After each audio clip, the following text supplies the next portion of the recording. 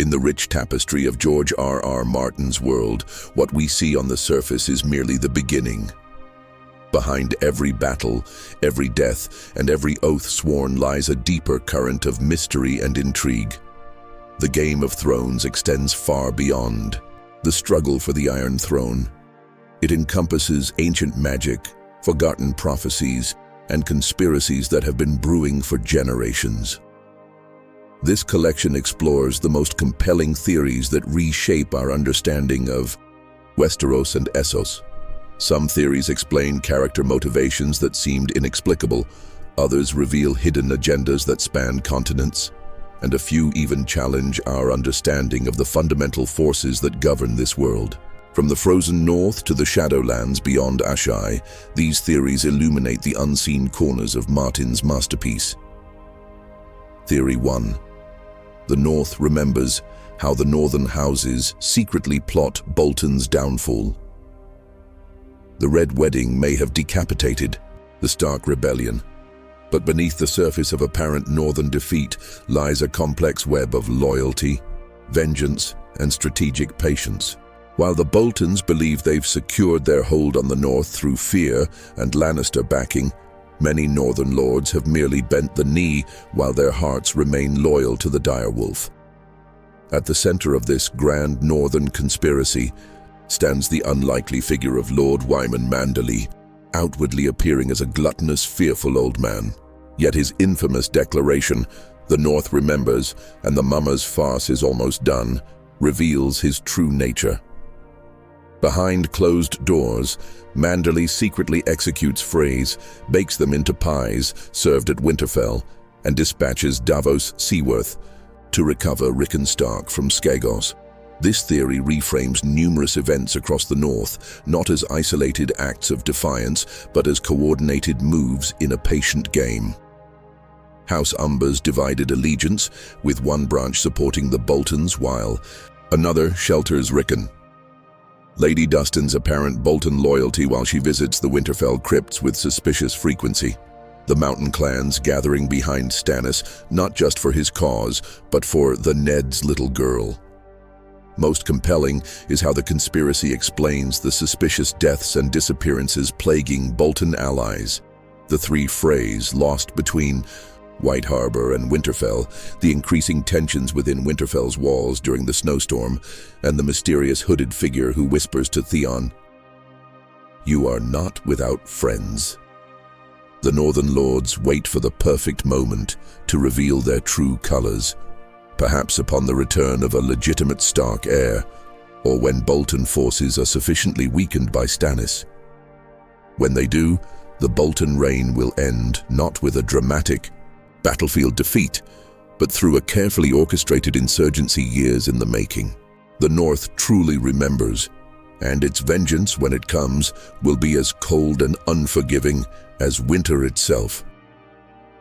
Theory 2. The Spider's Web. Varys is actually a Blackfire descendant. When Varys tells Tyrion he serves the realm, he speaks a half-truth that masks one of the most elaborate deceptions in Westeros. The Spider, master of whispers and manipulator of kings, likely harbors Blackfire blood in his veins and has spent decades orchestrating the restoration of his secret dynasty to the Iron Throne. The evidence begins with Varys himself, his shaved head potentially concealing the telltale silver-gold hair of Valyrian descent, his mysterious origins in the Free Cities where Blackfire supporters fled after failed rebellions, and his unexplained dedication to a boy claimed to be Aegon Targaryen. More revealing is Varys's partnership with Illyrio Mopatis, whose home houses Blackfire artifacts and who speaks wistfully of the male Blackfire line being extinguished, implying the female line continues. The Golden Company, founded by Blackfire supporters and historically loyal only to their cause, breaks its contract to support Aegon, something they would never do for a true Targaryen, their historical enemies. The theory transforms our understanding of Varys's every action since before the story began. His undermining of Aerys II wasn't merely duty to the realm but calculated destabilization. His apparent support of Viserys and Daenerys was never genuine but a distraction, while the real Blackfyre heir was groomed in secret. His urgent counsel to Kevan Lannister before assassinating him makes perfect sense. Kevan was stabilizing a Lannister regime that needed to remain weak for Aegon to succeed. This decades-long gambit explains why Varys would risk everything to remain in King's Landing after Tyrion's escape, and why he has played both sides so adeptly. He serves neither Targaryen nor Baratheon nor Lannister, but his own bloodline's claim, hidden behind layers of carefully constructed lies. If true, the Master of Whispers has been playing the longest game of all, with the realm as merely his board rather than his concern. Theory 3. Southron ambitions. Robert's rebellion was planned decades before it happened. What if Robert's rebellion wasn't a spontaneous uprising triggered by Rhaegar's abduction of Lyanna and Aerys's brutal executions, but the culmination of a carefully orchestrated multi-generational alliance to dismantle Targaryen power? This theory, sparked by Barbary Dustin's reference to Rickard Stark's Southron ambitions, reveals a pattern too deliberate to be coincidence.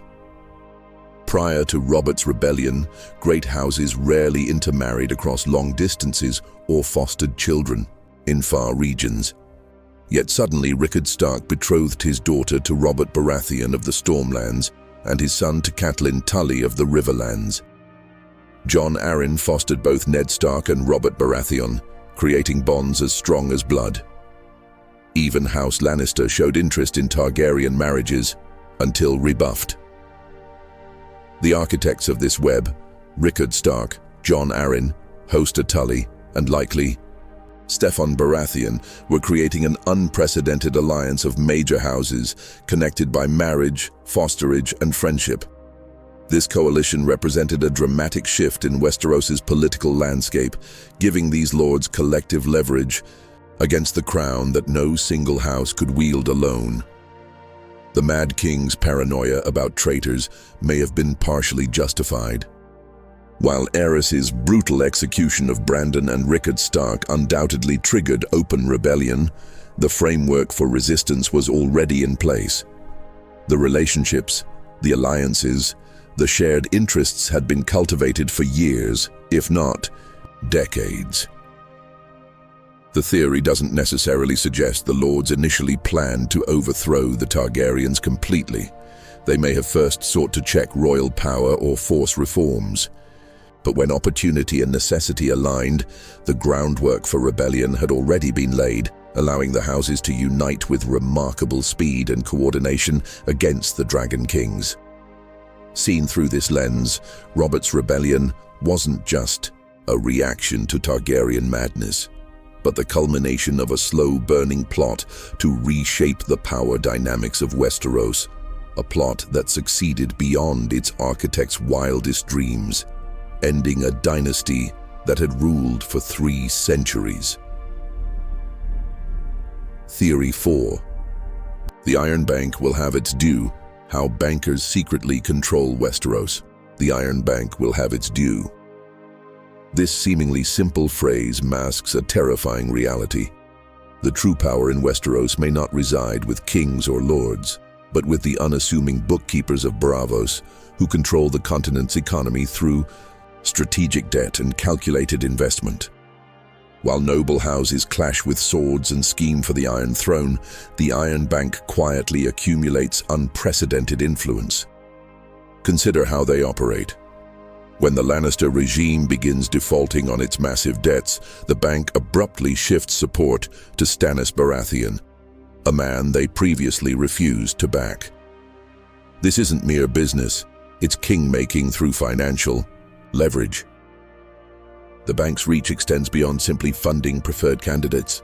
Their ability to call in loans simultaneously across multiple debtors can devastate economies and trigger political crises. They can finance mercenary companies, embargo trade, and influence prices across continents. While dragons and armies may win battles, the Iron Bank wins wars without ever drawing a sword. Most disturbing is the possibility that the bank deliberately encourages conflict and royal extravagance.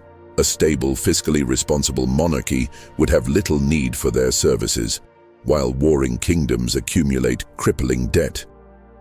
The crown's debt exploded under Robert Baratheon, creating dependency that persists regardless of who sits the throne. This theory reframes the entire political landscape of Westeros. Tywin Lannister's obsession with financial stability suddenly appears not as mere prudence, but as recognition of where true power lies. The Braavosi bankers don't need to conquer. They simply wait for ambitious lords to bankrupt themselves, then collect their due through controlled political manipulation. In this light, whoever ultimately wins the Game of Thrones may find themselves merely a well-dressed puppet, dancing to tunes composed in distant Braavosi counting houses, where patient bankers understand that gold wields more lasting power than any Valyrian. Steel Theory 5, half lion, half dragon, why Tyrion is actually a Targaryen. You are no son of mine. Tywin Lannister's final words to Tyrion might be the most honest he ever spoke, not as a rejection, but as a literal truth that explains one of the most complex relationships in Westeros. The theory that Tyrion is actually the son of Mad King Aerys II Targaryen and Joanna Lannister transforms our understanding of both houses Lannister and Targaryen. The timeline supports this possibility perfectly. Aerys was present at Tywin and Joanna's wedding, where he took unwanted liberties during the bedding ceremony.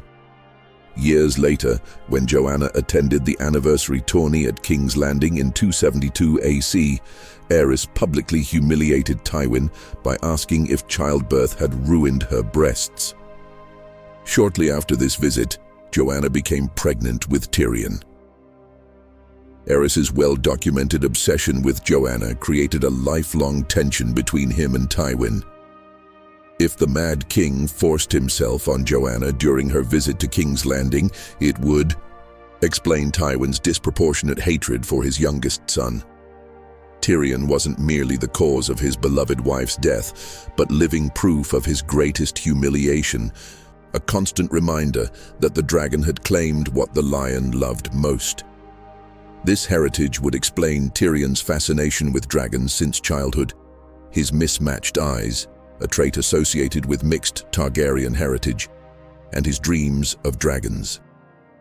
It gives new meaning to Tywin's insistence that Tyrion would never inherit Casterly Rock, despite being legally entitled to it. Tywin knew Tyrion carried no Lannister blood. If true, Tyrion joins Jon Snow and Daenerys as the three heads of the dragon. From prophecy, three Targaryens of different circumstances who may yet reunite to restore their house. The greatest irony, the most Lannister of traits, Tyrion's cunning mind, makes him more like Aerys in his early lucid years than anyone realizes. The man who killed Tywin Lannister wasn't just his legal son, but his greatest enemy's true heir, fulfilling a poetic vengeance decades in the making. Theory 6. The Hidden Knight, Lady Ashara, Dayne lives, as Septa Lemore. The tragic tale of Ashara Dayne, the beautiful lady of Starfall who fell in love at Harrenhal, bore a stillborn child, and leapt to her death from the Palestone Sword Tower after learning of her brother Arthur's death, contains one significant detail: her body was never found. This conspicuous absence forms the foundation for a theory that transforms both past and future narratives. Ashara Dayne never died, but instead became Septa Lemore, the mysterious companion of young Griff, purported to be Aegon Targaryen. The evidence is compelling. Septa Lemore is described as older but still beautiful, with features matching Ashara's renowned beauty. Despite being a Septa, Tyrion notes she has stretch marks from pregnancy, corresponding with Ashara's known pregnancy. Most tellingly, Tyrion observes that Lemore's eyes don't match any of the identities she might claim, yet Ashara was famous for her haunting purple eyes, a Dayne family trait. If Ashara lives as Lemore, Her presence in young Griff's entourage raises profound questions. Did she fake her death to protect herself, a child, possibly her own, or a secret? Does she know the truth about Jon Snow's parentage? Her brother Arthur died at the Tower of Joy defending Rhaegar's interests. Is her current role continuing that loyalty to the Targaryen cause? Ashara's survival would create ripple effects across the narrative. She becomes a living witness to pivotal events of Robert's rebellion. Her knowledge could verify or refute Jon Snow's parentage. Her decision to protect Aegon might stem from personal loyalty, political calculation, or knowledge of prophecies that drove Rhaegar's actions. Perhaps most poignantly, if Ned Stark and Ashara shared feelings as rumored, her continued existence creates a parallel narrative of sacrifice. Both gave up their identities and happiness in different ways, serving greater causes while carrying the weight of secrets that could reshape the realm. In this light, the tale of Ashara's suicide becomes not just a deception, but a metaphor for the death of her former self, reborn into a life of hidden purpose. Theory 7. Bloodraven's secret identity. The three-eyed crow is a Targaryen bastard. Deep in the caves beyond the wall sits an ancient figure fused with a weirwood throne, the three-eyed crow who guides Bran Stark. While the show simplified this character, book evidence overwhelmingly suggests he is Brynden Rivers, also known as Bloodraven, a legitimized Targaryen bastard born in 175 AC who disappeared while Lord Commander of the Night's Watch in 252 AC. The clues are unmistakable. The three-eyed crow tells Bran he was once a lord called Brynden. He bears Bloodraven's distinctive birthmark, a wine stain that covers half his face like a raven. He has a single red eye, matching Bloodraven, who lost an eye to his half-brother, Bittersteel. He wields dark magic and skin-changing abilities, talents Bloodraven was rumored to possess while serving as Hand of the King and Master of Whisperers. This revelation transforms our understanding of current events. As Hand, Bloodraven ruthlessly suppressed Blackfyre rebellions to protect the Targaryen dynasty. His current interest in Bran, and through him, Jon Snow, suggests he's still working to restore Targaryen rule through the legitimate heir, making him a key player in the Game of Thrones, despite being physically immobile in a distant cave. More ominously, Bloodraven's abilities as a Green Seer mean he may have been influencing events for decades. The dreams that guided Daenerys, the dire wolves found by the Stark children, the patterns of ravens carrying crucial messages, all could be subtle manipulations by a man who once controlled the realm's spy network and now controls something far more powerful. His personal history adds further intrigue. Bloodraven loved his half-sister Shira Seastar, practiced dark magic allegedly involving human sacrifice, and disappeared under mysterious circumstances. If he maintained his consciousness for decades beyond a normal lifespan, what other unnatural powers might he possess? As Bran develops his own Greenseer abilities under Bloodraven's tutelage, we must question whether he's being trained as a successor, an ally, or a tool in plans laid by a man who once whispered in kings' ears and now whispers through time itself. The three-eyed crow may be the ultimate puppet master, playing a game spanning centuries rather than mere decades. Theory 8. Bolton's immortality. How House Bolton's lord is an ancient being. The Bolton theory proposes one of the most chilling possibilities in Westeros. Roose Bolton is not simply an unusually cold-blooded lord, but an immortal entity who has survived for centuries or even millennia by taking on the identities of his descendants. At first glance, this theory seems far-fetched, yet it elegantly explains Roose's many peculiarities. His appearance is unnaturally preserved, pale, ageless skin with colorless eyes like chips of ice. He speaks in whispers, forcing others to lean close to hear, as might someone who learned to speak in a different era. His strange habits, like regular leeching, to keep his blood quiet suggest an unnatural condition requiring management. House Bolton's ancient practices suddenly take on new significance. Their traditional flaying of enemies could be more than mere cruelty. It could be preparation for Rose to literally wear his son's skins upon their deaths, transferring his consciousness to maintain his lineage. This would explain his utter lack of emotion when his true-born son Domeric died, and his strange interest in Ramsay despite the latter's vile nature. Rose needs heirs not for legacy, but for bodily vessels. The theory connects to deeper lore about the Long Night and the Night's King, potentially making Rose an ancient being from that era, explaining his intimate understanding of fear and power. His complete lack of normal human emotion, never laughing, never raising his voice, makes more sense for an inhuman entity mimicking humanity than for a merely cruel lord. Most telling is Rose's attitude toward his impending clash with Stannis. "All you have I will take if you try to stop me. Serve me and you keep your eyes. Try to assert your dominance over me, and I will gouge your eyes out and leave you to die with your guts hanging out. Choose." This isn't the threat of a man concerned with political power, but the cold calculation of something far older, something that has seen kings and kingdoms rise and fall while it endures. If true, Rose Bolton represents a horror more ancient than White Walkers, a patient predator who has hunted from within human society since time immemorial, wearing the faces of his own bloodline, while the North remembers nothing of his true nature. Theory 9. The Night's King is a Stark, the dark secret of Winterfell's bloodline.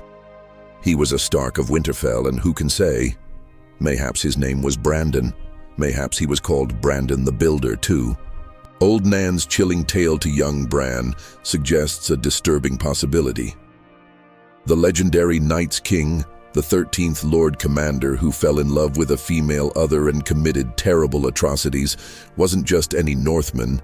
He was a Stark, possibly even a Brandon Stark. This theory connects the Stark bloodline directly to the ancient enemy they've sworn to fight.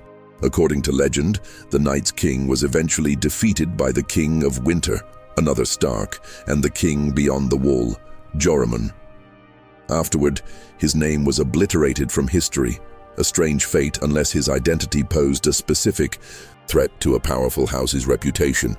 The implications are profound. The Stark connection to winter, skin-changing abilities, and the old gods takes on darker significance if their bloodline once produced the greatest traitor to humanity. It would explain why there must always be a Stark in Winterfell, not just as a political statement, but as a magical necessity, perhaps to maintain wards against the others or to fulfill an ancient pact. The Night's Fort, where the Night's King ruled, contains the Black Gate, a hidden passage through the wall that only opens for a sworn brother of the Night's Watch. This suggests the Night's King possessed knowledge of magical gates and barriers, possibly similar to the magic that may be woven into Winterfell itself. If Brandon Stark, potentially Bran the Builder, who raised both Winterfell and the Wall, was also the Night's King who later fell to darkness, it creates a cyclical narrative where Starks are both humanity's greatest defense against the others and somehow intrinsically connected to them. The current Brandon Stark's developing powers as a green seer and skin changer may unwittingly be following in his namesake's footsteps, explaining why the three-eyed crow, Blood Raven, takes such interest in guiding him. This theory transforms the Stark house words, "winter is coming," from a weather forecast to a dark warning about their own bloodline's potential for corruption, and perhaps explains why the others have risen again now, as another Brandon Stark develops magical powers beyond the Wall. Theory 10. The Doom was no accident. How Valyria's destruction was an inside job. The Doom of Valyria, when the 14 flames erupted simultaneously and the entire peninsula shattered in a single day, was no natural disaster but a calculated act of magical sabotage. possibly by the faceless men or rival dragon lords.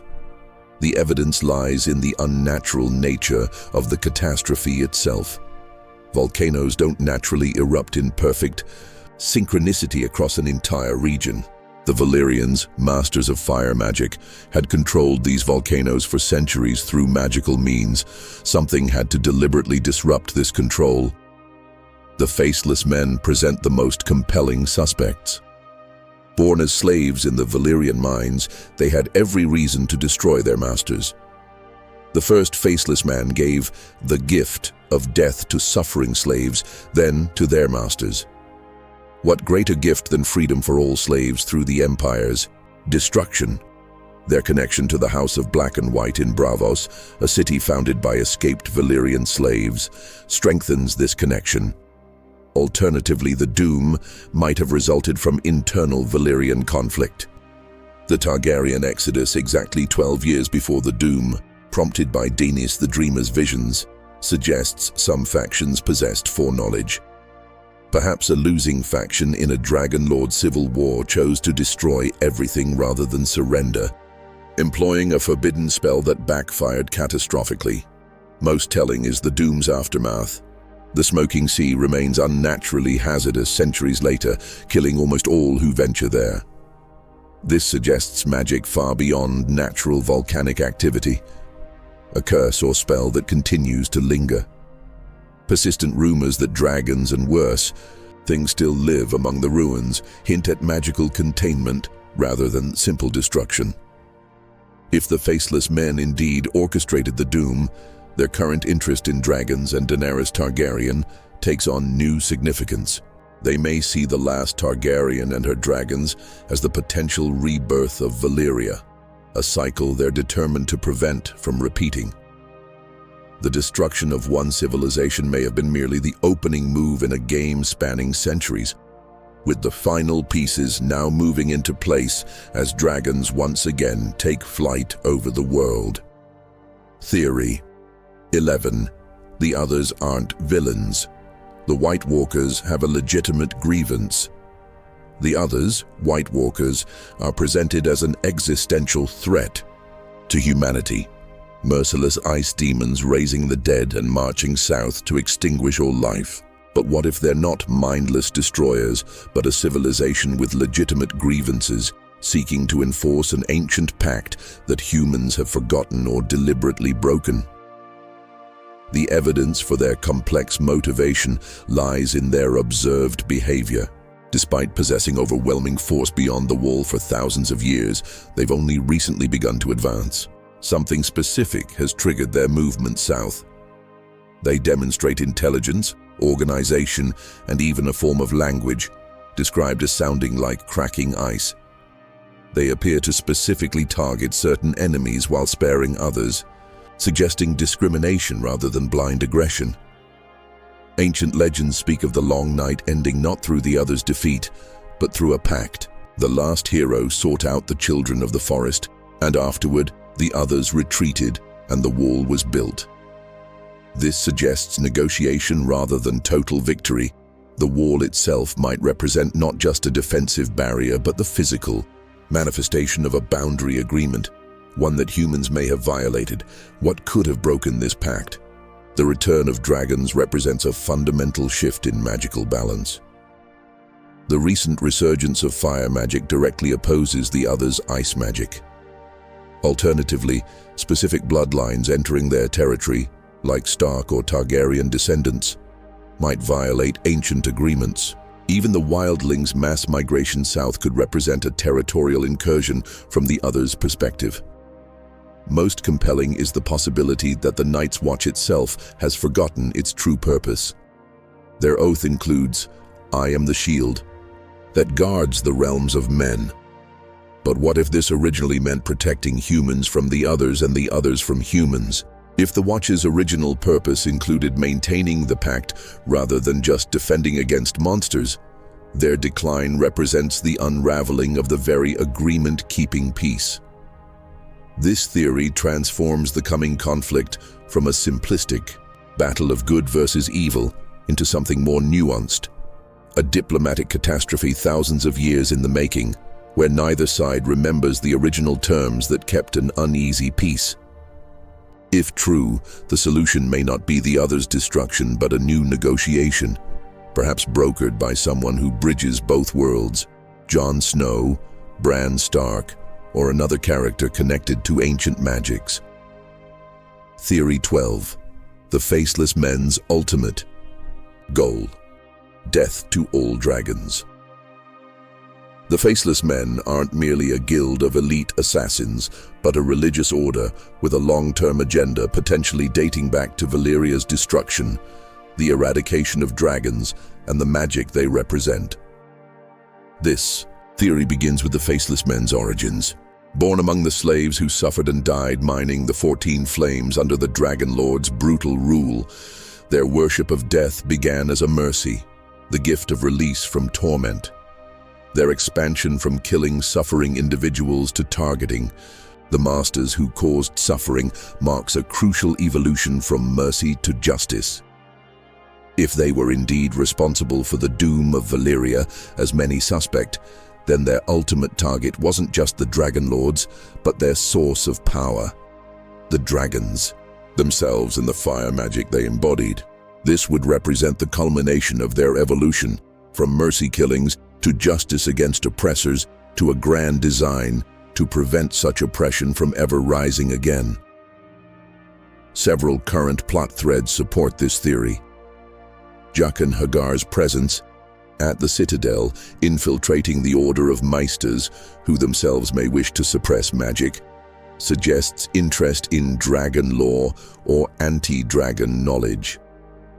The Faceless Men's price for killing kings is famously astronomical, yet what price might they demand for killing dragons, creatures far more significant to their theology? Euron Greyjoy claims to have paid a faceless man with a dragon egg to kill his brother Balon.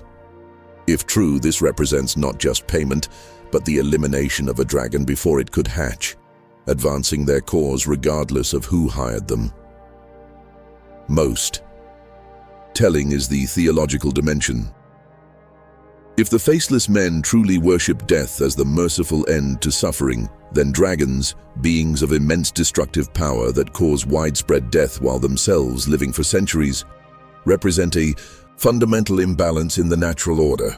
Their fire magic directly opposes the ice magic of the others, suggesting dragons may be one half of an existential conflict that causes untold suffering. If this theory holds, the Faceless Men's interest in Arya Stark takes on new significance. Are they training her specifically because of her Stark connection to Daenerys and Jon Snow, positioning their perfect weapon close to the last dragons in the world? The Order's patient, centuries-long planning may be approaching its endgame as dragons once again take flight over the world. Theory 13. The Maesters' Conspiracy: How the Citadel is Destroying Magic. Behind their scholarly facades and rattling chains, the Masters of the Citadel may be conducting the greatest conspiracy in Westeros, the systematic eradication of magic from the world. This theory gained credibility through Archmaester Marwyn the Mage, who directly accuses his colleagues. Who do you think killed all the dragons the last time around? Gallant dragonslayers with swords? The world the Citadel is building has no place in it for sorcery or prophecy or glass candles, much less for dragons. The evidence appears throughout history. The Targaryens arrived in Westeros with 5 dragons. Within a century of establishing masters at Dragonstone, their dragons began growing smaller and sickly until they eventually died out. The Maesters have systematically discredited magical phenomena in their histories, reducing them to exaggerated tales or natural events misunderstood by the ignorant. Their motives are ideological rather than malicious. The Citadel represents empirical knowledge, order, and predictability. Magic, by its nature, defies all three. Dragons, prophecies, and sorcery create power that exists outside the rational framework the Maesters have spent generations building. A world with active magic is one where their carefully constructed understanding falls apart, and where their influence over lords diminishes compared to those wielding supernatural power. Their methods appear subtle but effective. They likely poison the later Targaryen dragons, as suggested by the stunted growth and high mortality of dragons kept in the dragon pit. They've written histories that dismiss magical events, creating a culture of skepticism. Most importantly, they've positioned themselves as indispensable advisors to every lord in Westeros, gradually steering the continent's leadership toward rationalism and away from older magical traditions. The reappearance of dragons and the resurgence of magic now represents an existential threat to the order they've built. This explains why Marwyn immediately leaves for Daenerys upon hearing of her dragons, warning Samwell not to trust the other maesters. It also contextualizes the Citadel's apparent lack of concern about the others, acknowledging one magical threat might lead to accepting others, undermining centuries of work to create a magic-free world. If this conspiracy exists, it places the Masters as neither heroes nor villains, but ideologues committed to a particular vision of civilization, one that may be severely tested as ancient powers reawaken across the world. Theory 14. The secret of Valyrian steel, blood sacrifice, and dragonfire, the legendary properties of Valyrian steel, lighter yet stronger than ordinary steel, rippled with distinctive patterns, holding an edge forever, and potentially effective against the others, stem not just from superior smithing techniques, but from a horrifying combination of blood magic and dragonfire. This theory explains why the secret of forging Valyrian steel died with the doom of Valyria, and why even the most skilled smiths of Qohor, who can reforge existing Valyrian steel, cannot create new blades. The key components are simply unavailable. Dragons are mostly extinct, and the specific blood rituals are lost or forbidden. The evidence lies in what we know of Valyrian practices. The Dragon Lords were notorious for their use of blood magic, using slave sacrifices to enhance their spells. The 14 Flames, where they worked their greatest magics, were also where they sentenced slaves to torturous deaths in the mines. This combination, extreme heat from volcanic fire or dragon fire and blood sacrifice, appears repeatedly in their most powerful workings. Additional evidence comes from what little we know of similar weapons.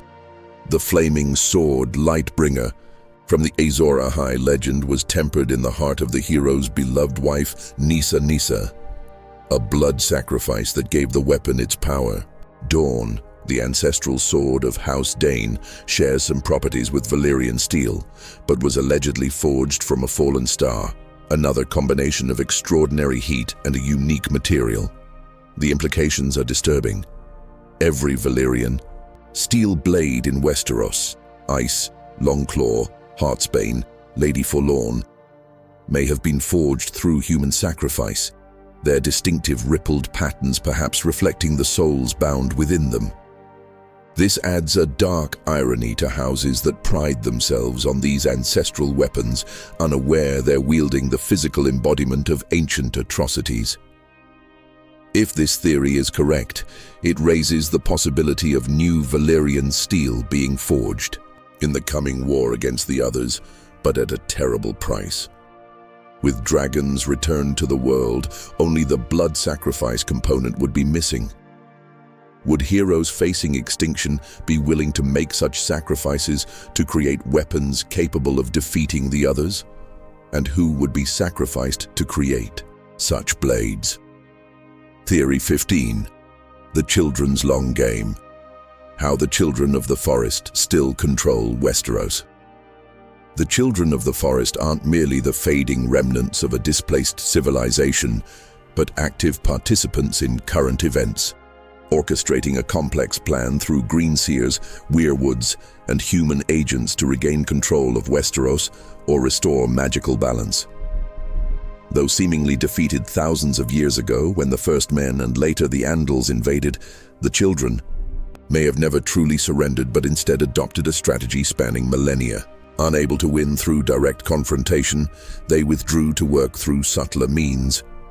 The weirwood network that spans the continent skin changers and green seers with whom they share their knowledge, and possibly the manipulation of prophecies and bloodlines. Their continued existence beyond the wall, when they were thought extinct, demonstrates their capacity for patience and secrecy. Their interest in Bran Stark, actively calling to him through dreams and guiding him north, reveals they're still selecting and influencing humans with magical potential. Most significantly, if the show's revelation that the children created the White Walkers is also true in the books, it transforms our understanding of the current conflict. The others may be not just a returning threat, but a weapon the children created and have potentially reactivated for specific purposes, perhaps to clear humans from the north, force an evacuation south of the Neck, or simply reduce human populations to restore balance to the natural world they revere. Bloodraven, the three-eyed crow, becomes a key figure in this theory, a human greenseer who has lived far beyond a normal lifespan, physically merging with the weirwood network under the children's tutelage. His interest in Jon Snow and Daenerys Targaryen may not be his own, but directed by the children for their purposes. The Isle of Faces, where the pact between First Men and Children was signed, remains inviolate and unvisited in the middle of the God's Eye Lake. This sanctuary, still guarded by the Green Men, could be the command center for their long-term strategy, a place where the remaining children communicate through the weirwood network with their agents throughout Westeros. If this theory holds, the children's defeat thousands of years ago was merely a tactical retreat in a war still being fought, not through armies but through visions, prophecies, and carefully cultivated human bloodlines with magical affinities, all building toward an endgame only now beginning to unfold. Theory 16, the prince that was promised. How everyone misunderstands the prophecy. The prophecy of Azor Ahai reborn, the prince that was promised, who will fight the darkness with the flaming sword Lightbringer, may be fundamentally misinterpreted by every character who invokes it, including Melisandre, who has staked her entire faith on finding this prophesied hero. This theory suggests the prophecy's true meaning is either far more symbolic than literal, deliberately obscured to protect a deeper truth, or even a fabrication, designed to manipulate events toward a specific outcome. The evidence lies in the prophecy's suspicious malleability and the consistent failures of those who claim to understand it. Melisandre first believed Stannis Baratheon was the prince that was promised, having him pull a burning sword from a fire. Yet, this sword gives off no heat and eventually dims. Later, she begins seeing Jon Snow in her flames instead. Aemon Targaryen initially believed his brother's son Rhaegar was the prince. Then Rhaegar himself believed it was his son Aegon, before finally Aemon realized the High Valyrian word for prince is actually gender-neutral, meaning Daenerys could fulfill the prophecy. Each interpreter sees what they expect or desire in the prophecy's cryptic elements. Born amidst salt and smoke, beneath a bleeding star, to wake dragons from stone. Salt could be tears, seawater, or actual salt. Smoke could be from fire, battle, or volcanic activity. A bleeding star could be a comet, a falling star, or even a person with a star sigil who bleeds. More disturbing is the possibility that the prophecy itself is a tool of manipulation. The cult of R'hllor spans continents and has existed for thousands of years, ample time to seed a prophecy designed to create specific outcomes. Perhaps the real purpose is not to identify a savior, but to encourage certain bloodlines to intermarry, push rulers toward specific actions, or simply keep people looking in the wrong direction while true dangers gather elsewhere. If the prophecy is genuine but misunderstood, its fulfillment may come in unexpected ways. Perhaps there is no single prince, but many who collectively fulfill different aspects. Or maybe the prince is actually the antagonist, not the hero. Waking dragons could be a catastrophe, not salvation. As Tyrion wisely noted, prophecy is like a half-trained mule. It looks as though it might be useful, but the moment you trust in it, it kicks you in the head. The true meaning of the prince that was promised may only become clear when it's too late to change the course it has set. Theory 17. Quaithy's true identity. The masked woman is actually Shiera Seastar. The mysterious shadowbinder Quaithe, who appears to Daenerys offering cryptic warnings and guidance, may actually be Shiera Seastar, a Targaryen bastard born in 178-184 AC, who would be impossibly old by conventional standards, but could have extended her life through dark magic. Shiera Seastar was the illegitimate daughter of King Aegon IV Targaryen and his ninth mistress, Lady Serenai of Lys. Renowned as the greatest beauty of her age, she was said to bathe in blood to maintain her youth and practice dark arts. Most significantly, she was the lover of Brynden Rivers, Bloodraven, who extended his life for decades as the Three-Eyed Crow. This connection provides the most compelling evidence for the theory. If Bloodraven could prolong his life through magical means, his beloved Shiera might have pursued similar paths. While he went north beyond the wall, she may have gone east to Ashai, where she learned shadowbinding and other forbidden arts. Quaithe's consistent interest in Daenerys, appearing to her in both person and visions to provide guidance, suggests personal investment rather than random mystical intervention. As a Targaryen descendant herself, Shiera would have profound reasons to guide the last known Targaryen heir. The mask Quaithe never removes could conceal her Targaryen features or the effects of extreme age counteracted by magic. Her intimate knowledge of prophecies, dragons, and Targaryen history exceeds what an ordinary esoteric mystic would possess, suggesting personal experience with these elements. Her cryptic warnings: to go north, you must journey south. To reach the west, you must go east, mirror the global separation between her and Bloodraven, who sit at opposite ends of the known world, yet work toward what may be a common purpose. If Quaithe is indeed Shiera, she and Bloodraven could be coordinating their guidance of Jon Snow and Daenerys Targaryen, steering both remaining Targaryens toward predetermined fates. This theory transforms Quaithe from a convenient plot device into a character with complex motivations spanning more than a century of Westerosi history. Her continued existence would prove that magic capable of drastically extending life exists outside the Children of the Forest's influence, raising questions about what other ancient figures might still walk the world behind masks or false identities. Theory 18. The House of the Undying. Daenerys saw the future but didn't understand it. When Daenerys entered the House of the Undying in Korth, she witnessed a series of visions that may collectively constitute the most important prophecy in the entire saga, yet neither she nor readers fully comprehend their meaning. This theory proposes that these visions weren't random hallucinations, but accurate forecasts of future events, shown in deliberately obscure symbolism. The evidence comes from how many visions have already proven prophetic.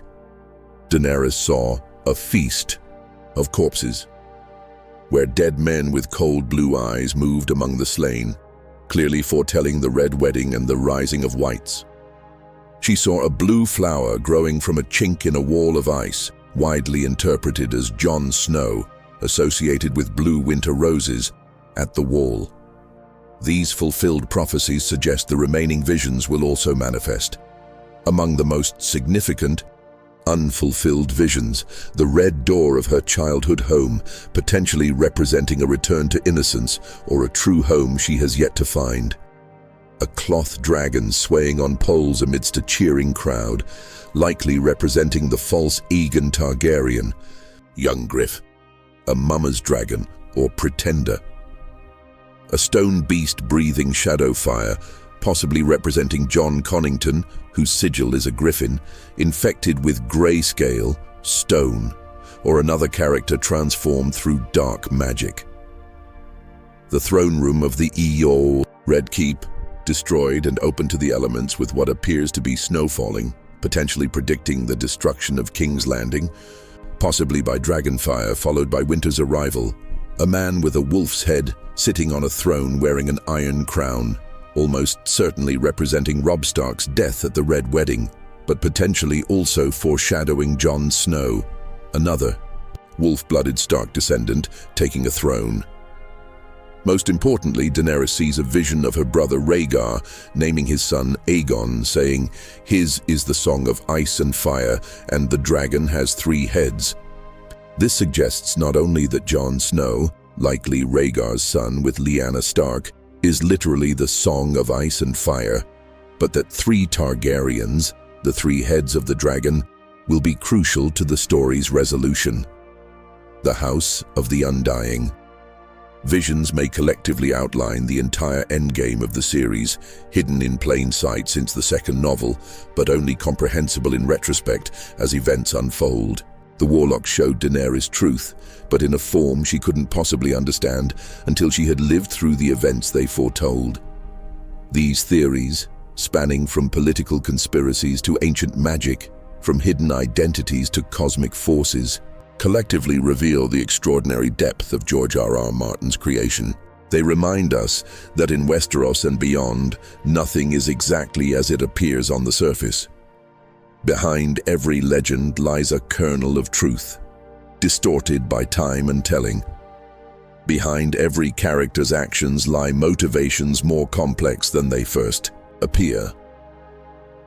The most compelling aspect of these theories is how they interconnect, creating a tapestry far richer than any single thread could suggest. The Faceless Men's vendetta against dragons connects to the doom of Valyria. House Stark's bloodline links to both the Night's King and the Children of the Forest. Prophecies of the prince that was promised intertwine with Jon Snow's parentage and Daenerys' visions in the House of the Undying. These connections suggest that the true Game of Thrones extends far beyond the struggle for the Iron Throne. The political machinations that drive the surface narrative may ultimately be revealed as merely the visible ripples of deeper currents, ancient magic's reawakening, prophecies fulfilling themselves through unwitting players, and cosmic cycles, reaching crucial turning points after millennia of slow movement. As we consider these theories, patterns emerge that transcend the specific details of any individual speculation. We see repeated motifs of balance between opposing forces: ice and fire, light and shadow, life and death, order and chaos. We find recurring themes of forgotten knowledge returning, ancient pacts being broken or renewed, and the consequences of human ambition colliding with forces beyond mortal understanding. Perhaps most importantly, these theories remind us that Martin's saga, for all its political intrigue and character-driven drama, ultimately centers on fundamental questions about humanity itself. How do we face existential threats? How do we balance individual desires against collective needs? How do we reconcile our capacity for both tremendous heroism and horrific cruelty? How do we reckon with cycles of history that seem doomed to repetition? The Game of Thrones may determine who sits upon the Iron Throne, but these deeper mysteries explore what truly matters. Not who rules, but how they rule, and whether any ruler, no matter how wise or powerful, can truly prepare their realm for the long night that always eventually returns. In the end, the most compelling theory of all may be that the Song of Ice and Fire is not merely about the clash of elemental forces or the union of Stark and Targaryen bloodlines, but about the eternal struggle to find balance in power, in magic, in human hearts, and in the very fabric of the world itself.